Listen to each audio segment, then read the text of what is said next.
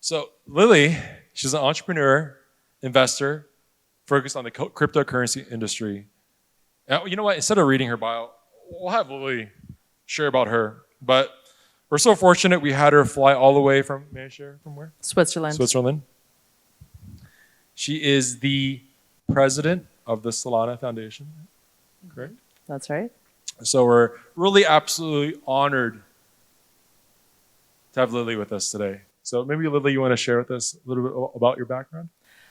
Sure. So I just found out that, like Cal, we're both from the Bay Area, and he went to school at Cal. I'll forgive him for that. I'm from next door in Piedmont originally, and actually my family is from Taiwan. So it's great to be back where my family grew up. And I started my career in a very responsible fashion. I worked in investment banking in Hong Kong. I worked at McKinsey. I did all of the things that one would consider to be acceptable in the Asian American community outside of being a doctor, right?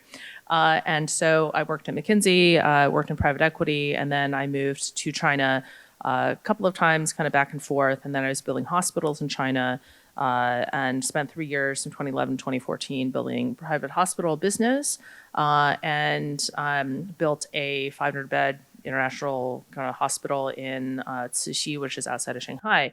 And that was a very interesting experience, very different from working in banking, very different working in private equity, very good, let's call it learning experience. And somewhere along the way, I started to hear about Bitcoin from Bobby Lee, who was who's an alum, a Stanford alum, so we used to hang out in Shanghai. And actually, you know, if you kind of turn the clock back a little bit, Shanghai in those early days was like quite a hotbed of the early Bitcoin community in China and in the Chinese-speaking world. So I kind of stumbled upon it. I think everyone stumbled on into crypto in some kind of random way, one way or another. And initially, I thought I was just kind of reading news articles, and I thought, well, it's probably a scam, right? It's probably just for money laundering or something like that, because that's what a lot of the headlines were about. It was about price action, then it was about people doing nefarious things. But then I kept on hearing Bobby talk about it, and I think most everyone who's gotten to crypto, your first experience has been an encounter of someone who's kind of like crypto religious, right? Just won't stop talking about it. And so I thought, okay, fine, I'll read the white paper. Once I read the white paper, I thought, okay, this is definitely not a scam. Okay, this is really interesting because it's very simple, but then the simple proposition that you have digital property rights is actually a very profound one, right? You could say the same, that having a legal system that enforces property rights is a simple thing, but in fact, that is the basis, arguably, and I think also factually, for really the most successful human civilization. So it's a simple thing that is really foundational. And to figure out a technical innovation that enforces that, mathematically enforces that in a digital environment is transformative. So that was what really captured my attention, because then not only is it at the very beginning sort of a parallel to what has been the basis for successful societies and economies in the non-technical world and the non-digital world, but then on top of that, right, when you put programmability on top of that, it's crazy, right? And it's still, I think, largely is. I think there's a huge amount of innovation that is yet undiscovered. And that's still kind of the journey that we're collectively on. And I still think we're quite early in that journey. So that's how I got into it. What year was that? 2013, 2014. Got it. 2013, 2014. What a good time. It was a good time. Look, like a lot of people thought it was crazy. It was totally non-obvious. And I think I can make these jokes because a number of us have Chinese parents. And so at the time, it was like, wait, you're supposed to be a doctor.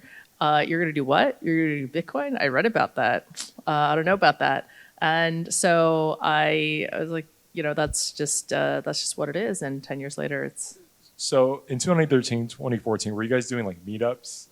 What was the community like at the time? It's. Besides like Bobby, like trying to basically indoctrinate you, like Bitcoin's going to save the world. It's going to destroy the banking system. And right. I think that it took me a while to kind of think about like how should we talk about this? But really, you know, within crypto, we have the joke of there's right curve, left curve, and mid curve, right? And it is definitional that mainstream is mid curve. And so if you want to talk about mainstream, mid curve, that is banks, right? There's many ways to describe that. It's kind of like Web 2 tech, banks, however you want to frame it. The way that you get mainstream adoption, which is itself like a meme that people are just, always talking about within crypto, is you don't actually go directly and try to convert mainstream. Go knock on their door and be like, hey, Jamie Dimon, will you please like Bitcoin? It's never going to happen because he's elite. He's incumbent and represents the elite mainstream, right? And so if you go knock on Warren Buffett's door or Jamie Dimon's door and say, hey, will you please like Bitcoin? It's not going to be a positive answer. So the way that you get mainstream adoption is, I think, somewhat counterintuitively, you actually sort of start with the right curve and the left curve, and then you build a parallel system that has its own merits, strength, critical mass, and then that is how you flip mainstream. So Bitcoin ultimately flipped Wall Street through the Bitcoin ETF, right? That was ultimately the thing that sort of catalyzed mainstream integration into existing Wall Street institutions.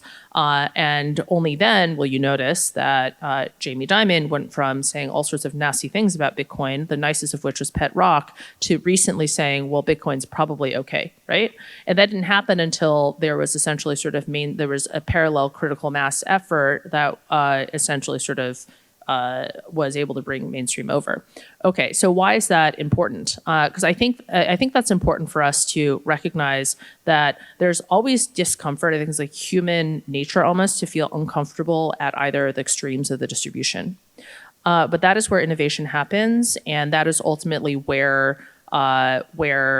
movements happen, right? The right curve and the left curve.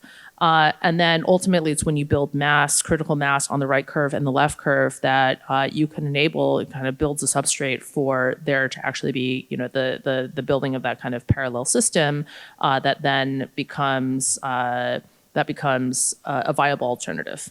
And so I think that Bitcoin has kind of gone through now one of those cycles. And I think that is a pattern that all of the other things within crypto are also going to go through because inherently, when they're predicated upon a self-custody system, that is already a technology and already a also reflects a worldview which is alternative to the banking system. And I don't think the correct narrative is to say banks are bad. I think it's too simplistic, right? I think it's too reductionist. I think it's too binary. Sure, that makes for good headlines, but I think the reality of it is what we want to get to is we want to get to a point where anyone who has access to the internet has self-custody available to them in a way which is safe, usable, and relatively intuitive, so that everyone has an opportunity to have self-custody integrated into the way that they hold their assets. It's really interesting because you're currently the president of the Solana Foundation. Mm-hmm. And I think Solana has done such a great job capturing an audience that Bitcoin and Ethereum hasn't been able to capture. I would say more so, what I've noticed in the United States is more so, a lot of the masses, more so. How has Solana been able to do that? And what attracted you to working with Solana? So I think that blockchains, they're kind of three things at the same time. Clearly, a blockchain is a blockchain, right? That is tautological. So it's the tech itself, the open source protocol, and permissionless network of nodes, all of that. First and foremost, there has to be strong tech there. In blockchain, I think there's been numerous efforts that are really great at narrative and attracting attention, but then ultimately don't have the technical capability, roadmap, or just kind of core tech to really execute on that over time, right? And I think we've seen that time and time again. There are certain projects that will last one cycle and help validate an idea, but then ultimately don't have the technical team to actually go build it, right? There's physics involved here. So first of all, you've got to have strong tech. And I think that's something that Solana absolutely has. Really strong technical team and a really innovative approach to how you build these permissionless networks, and also the ability to envision and execute on a roadmap to really make good on what was originally in a white paper, where the whole principle of as hardware improves, then the network will also get better. Right. And that might sound like an intuitive thing, but really, if you look at Bitcoin in the early days, it's not. This idea that the technology should evolve, that very idea was hotly debated starting, I would say, 2013, 2014 within the Bitcoin community, and ultimately ended up in the block size debate where Bitcoin sort of went the direction of digital gold, when before it was hotly debated whether it should have a technical roadmap. Right. So the very existence of the idea that that a blockchain should have a technical roadmap itself is not presumed. So I think that's the first part of it. A blockchain is a blockchain. Okay. A blockchain is also a technology platform, and that is the concept that Ethereum introduced. And originally, they framed it as the world's computer. The framing has changed over time, and that was also revolutionary. The idea that you would have a smart contract platform that you could use to build decentralized applications that would use this permissionless network of nodes to enable entirely new types of applications and functionalities. Really revolutionary. So it's a blockchain, it's a technology platform. And then I think the part that we really talk about, and I think we've really tried to envision and also bring to bear, is that a blockchain is also like a city. And I think that most of the people who come into blockchain, they really come from a corporate background, because that's how most people work in their professional lives. But to me, that's outside of kind of the skill set itself. I don't know that it's actually really the right mindset to be building an ecosystem. To me, an ecosystem is more like, actually, we take more of our inspiration as to how you grow an ecosystem like Solana's from, for example, Singapore or from the UAE. Because if you think about it, the terminal endpoint of being a company, right? Your goal is to be Google, 90% or an Apple, right? Superior product, extreme dominance, extreme network effect, and you centralize ultimately all resource, human, financial, on your balance sheet. Whereas if you're building a city or if you're building an ecosystem, you as, let's call it, in our case, the foundation, you don't want to centralize all of that on your balance sheet. In fact, you want it to be in the ecosystem, and for, on a relative basis, less and less and less of that to actually be on your balance sheet as the foundation. You want that to be resident in the ecosystem. And so therefore, the kind of like the goals of working in a corporate environment versus working in an ecosystem are, at the end of the day, actually diametrically opposed. And so therefore, when we think about sort of how you grow an ecosystem, we think about it more in terms of how do you build culture, right? What makes New York City, in spite of whatever ailments it may have at any point in time, in any decade in history, everyone still considers the greatest city. Why is it? Because it has this kind of intangible draw and magnet to it, which is its culture.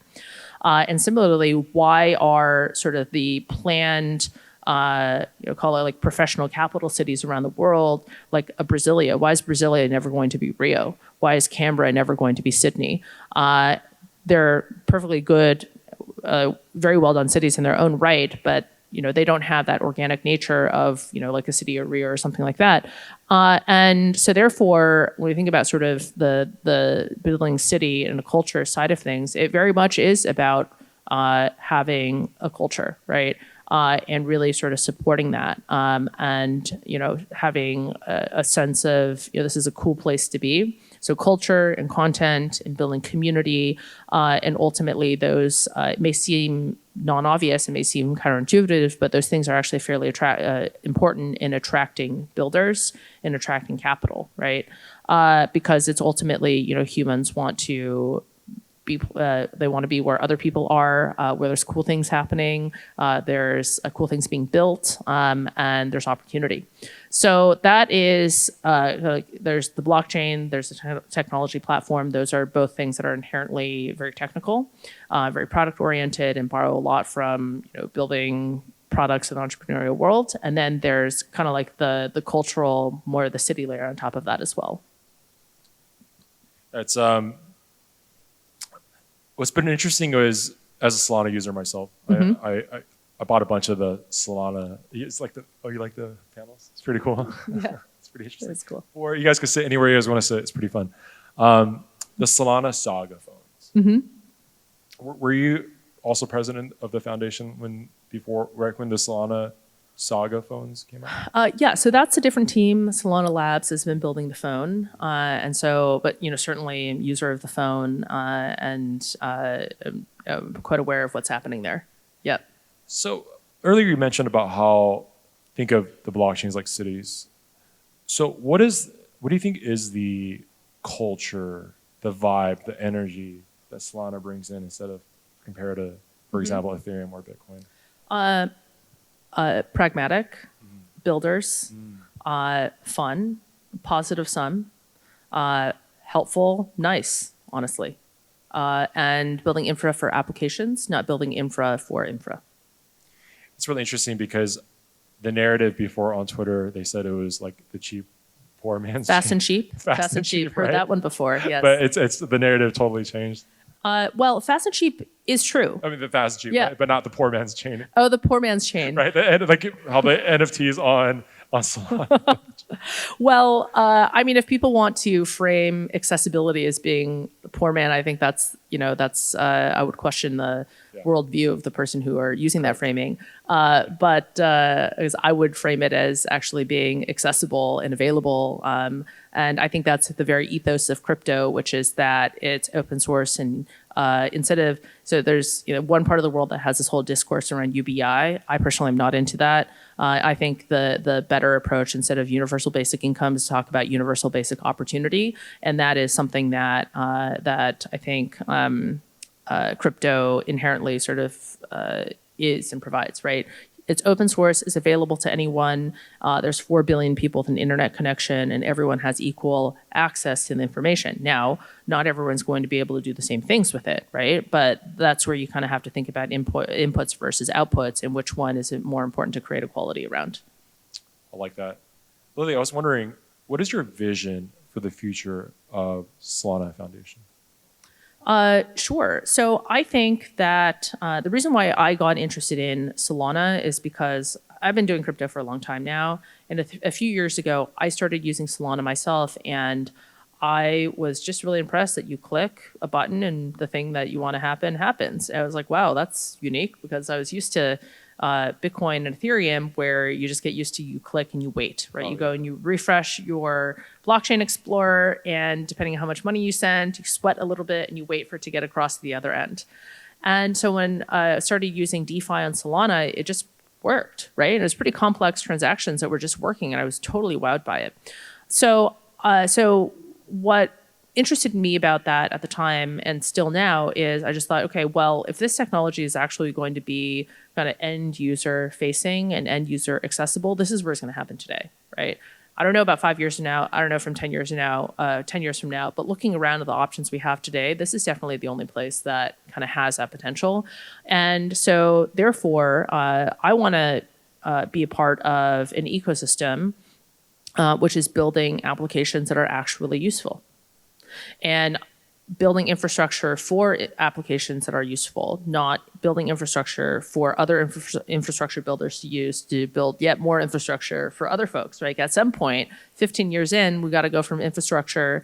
There's more infrastructure to be built, but at some point, we've got to move from building ever more infrastructure, even if it has its own token, to building infrastructure for applications. And so what is interesting to me is thinking about the application space that is enabled by having a performant environment, which to me is a little bit like having high bandwidth internet versus a 56K modem and all the things that you can now do with that. I was just on the other stage, on our Solana stage, talking about PayFi. That's where you can build new sort of credit primitives on chain, and make that available to much smaller transactions that whether it's individuals or businesses sole proprietors even that can't get credit in the existing financial system, which is actually a huge number of people if you think about it, a huge number of transactions, I would say. So that's quite interesting to me. We launched actions and blinks. You could call it developer tools. I think it's really exciting and very rich beyond that because it allows you to basically embed a Solana transaction anywhere on the internet. I think that's really powerful. And that starts to explore ways that you can build on-chain commerce into consumer internet experiences out of the box. That's great. What changes or trends are you keeping an eye on right now in blockchain? Let's see, which trends? I think that there is, there's a number. I think that a number of people are getting really excited about payments and coming back to what I consider to be one of the original and unsolved, original but still unsolved use cases within crypto. I think I'm of the opinion that that can only scale on Solana right now. Everyone can do proof of concept. The only place that's actually really going to take off is on Solana because that's where you have performance and liquidity all in the same place. You don't have to fragment either. So that's certainly one big focus, I think, of this entire industry right now, payments and RWA. I think that there will be a return to non-financial applications probably after this cycle, right? NFTs are kind of dead right now. But like anything in crypto, every cycle kind of has a theme. And then it'll be very volatile. It'll kind of die out and then another theme will come. So I think this is a very finance-oriented cycle. And it's not just payments, it's real world assets. It's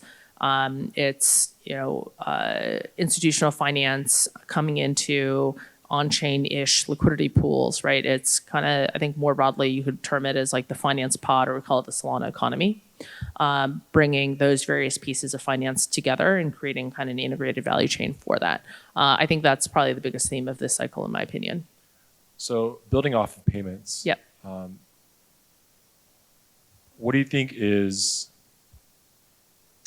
preventing it from scaling even larger or quickly? What is it? Regulatory? Is that what we need to see? Do we need to see more regulatory changes or regulatory for it to see payments? Yep. Or do we need more BD? Do we need more people going out to different businesses door to door and saying, okay, no, you need to get on Solana payments? Or yep. What is needed? I think that there's building an entire value chain around this is kind of hard and takes time, right? And so all of those things you mentioned, I think, are a part of it. And then at some point, there's got to be kind of like a systems integration, if you will, between all the various parts of the puzzle. I think a big one that this entire industry didn't have until relatively recently at scale is stablecoins.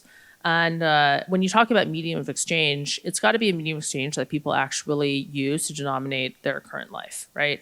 As much as we love Bitcoin, as much as we love Ethereum, you kind of see those as very large assets today, and maybe even an asset class. No one denominates their life in Bitcoin or Ethereum or Solana or pick your token, right? Everyone transacts in goods and services largely in the fiat currency that you're based in, and then ultimately those more or less settle to dollars today, at least today.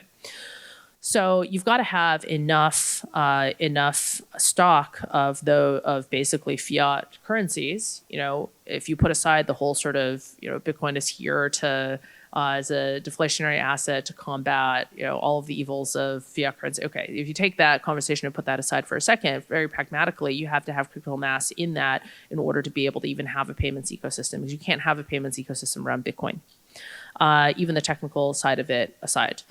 So I think that took a while to actually get built. And ultimately, the liquidity from that got built through centralized exchange, trading activity and liquidity to build issuance in the various stablecoins that we have. And now there's enough stock of that we can actually potentially, and also enough wallet adoption that now you can actually build sort of use cases attached to that. So that took a while. And I think that there's a number of ways that's really going to come alive right now. I just feel like I see so many different examples of now stablecoins enabling international forms of commerce that were really just blog posts even a year ago, even maybe 6 months ago. Yeah. So as one person put it to me, I thought the one founder put it to me, he's building something called KAST, K-A-S-T. I thought he put it well, which was fintechs arbed banks. Because a fintech could get, call it a fintech license in Estonia or something like that, and serve 40 markets upon launch. If you're a stablecoin based company, there's certain things that you do. You make sure you're not involved in trading, you're not handling fiat, then you could essentially serve, call it 150 countries at launch. And so it's kind of like another level of go-to-market ARB, if you will, in the same way that fintechs call it the various like smartphone apps that many people use did that to the traditional banking world, so I think that brings a lot of value to the customer. And so I think that's going to be probably a pretty big deal this year and the next year, and then we'll see where it goes from there. But I think with stablecoins, you basically have now made finance 24/7 constant accessible and also importantly programmable. Extremely insightful, extremely inspiring. If you guys haven't had a chance to also take a look at Lily's profile and her story, definitely take a look at it online. Last part, if people want to get in touch with you, what's the best way? You can follow me on Twitter. I'm CA Lily Liu, Lillyliu. Excellent. Thank you so much for your time. Thanks, Cal.